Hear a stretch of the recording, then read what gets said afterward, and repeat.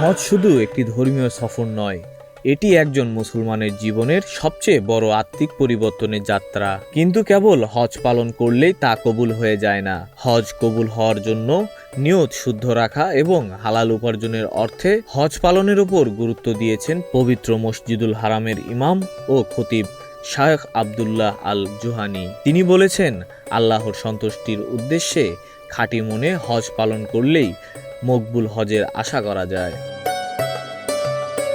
শুক্রবার পবিত্র মক্কার মসজিদুল হারামে জুমার খুতবায় হজ যাত্রীদের উদ্দেশ্যে গুরুত্বপূর্ণ দিক নির্দেশনা দেন তিনি।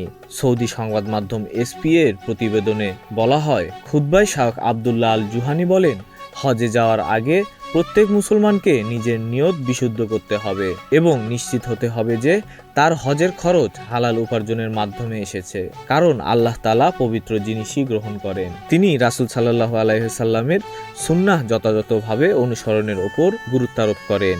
হজ ও ওমরাহ পালনকালে মক্কা ও মদিনায় অবস্থানের সময় আদব, আখলাক, ধৈর্য ও শৃঙ্খলা বজায় রাখার আহ্বান জানান তিনি। খুতবায় সৌদি সরকারের বিভিন্ন সেবামূলক উদ্যোগেরও প্রশংসা করেন কাবার ইমাম। তিনি বলেন, হজ যাত্রীদের নিরাপত্তা, দিক নির্দেশনা ও সুবিধা নিশ্চিত করতে আধুনিক ডিজিটাল প্রযুক্তি এবং অভিজ্ঞ আলেমদের পরামর্শ গুরুত্বপূর্ণ ভূমিকা রাখছে।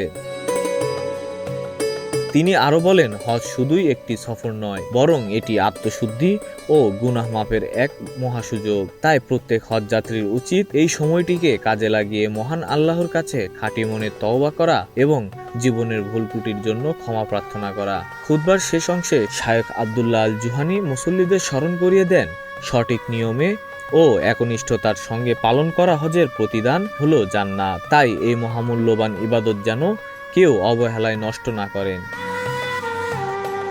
Desk report, news flash 71।